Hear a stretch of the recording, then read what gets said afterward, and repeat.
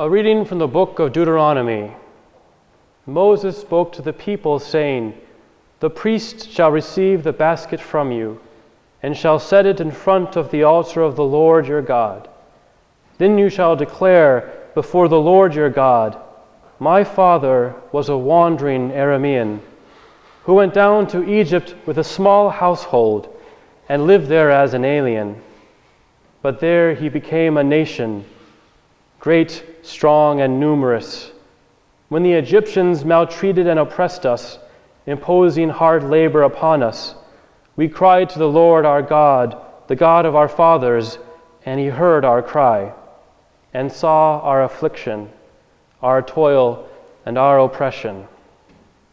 He brought us out of Egypt with his strong hand and outstretched arm, with terrifying power, with signs and wonders, and bringing us into this country. He gave us this land flowing with milk and honey. Therefore, I have now brought you the first fruits of the products of the soil, which you, O Lord, have given me.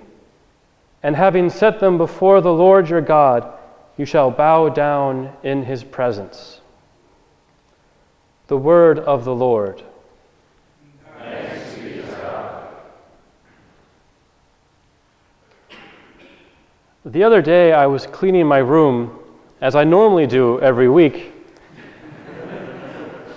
and I discovered the packet that I first received from my first come and see with the Dominicans here in St. Louis back in the fall of 2005, back when Father Joseph was a much hairless man, much more than he is today. And I realized looking through this packet that all of the men that were in the order, that were in the studium, that inspired me to be a Dominican, have all either gone off to ministry or left the order. And as I began to reflect upon all the different come and sees that I've participated in, the number is now 13, I have a different experience with each one of them. You know, even though it's the same community, it's the same order, every time we have one of these retreats, there's a new group of retreatants, there's a new group of brothers, there's a new building, there's a new school, there's a new time of year, there's a new need, there's a new pope.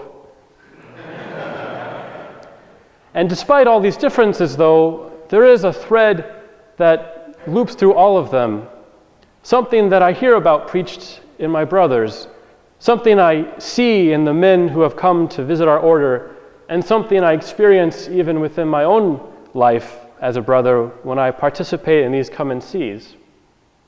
And that's the presence of joy within our community. Even guys who come and are convinced they're not supposed to be a Dominican or a priest or anything, they talk about how much joy they saw in our community, how much joy they experienced here among us. And even though we make lots of mistakes and our singing is okay and our food's all right, except for tonight, it's going to be fantastic, men always talk about how joy-filled they were with us. And why shouldn't we be a joyful community? I mean, we don't have to pay taxes. We don't have to worry about being thrown on the streets. The order is always going to take care of us. And as my sister likes to tell me, she's married with 2 kids in Baltimore, she looks at my life and she's like, it's like you joined the fraternity in college and you never left it. You just kind of stuck around and, had your brothers to party with all the time. But our lives are very joy-filled. But there's another dimension to our lives which we don't always talk about. Sometimes we even hide it from others. We even lie about it to ourselves. And that's the fact that to be a friar preacher, to be a joyful friar, you have to sacrifice a lot. If you look around at the men who are wearing black and white in this chapel, you'll see men who have given up on lots of things. Not just marriage, not just on possessions, not just on their freedom, but men here who have sacrificed their dream of becoming an architect, of becoming an engineer, a pilot, a musician, a rock star. Each one of the men here who is a Dominican has sacrificed some part of their life in order to pursue this life.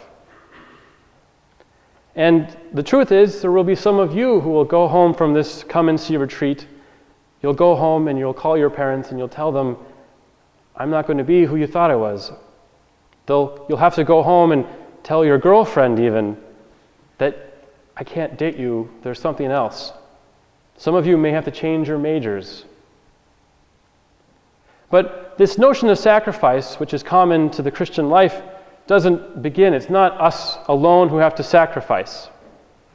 In this reading from the book of Deuteronomy, we hear Moses talk about how much God has freed the people of Israel, how much he's done for them. And he says, you must give God the first fruits of your crops, the first fruit of your land. And I think people today don't understand how costly this was for the Israelites. If you were a farmer and you had to give the first fruits, you had to give your livelihood. It wasn't the surplus that came at the end of the season, but the first fruits that came that would sustain you and your family.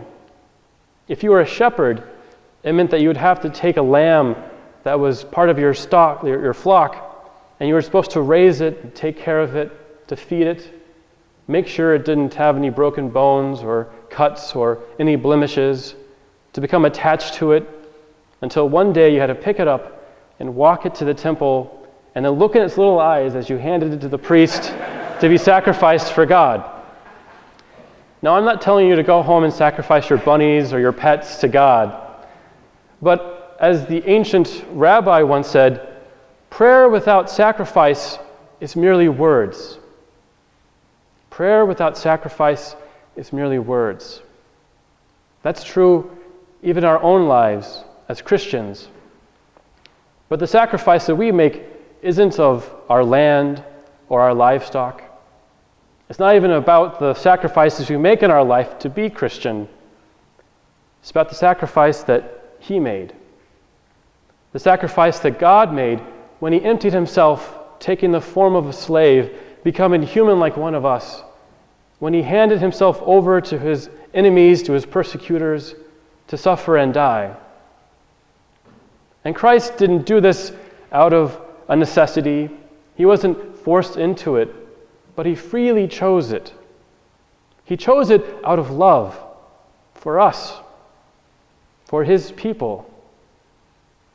See, sacrifice is not about what you give up, but about what you gain.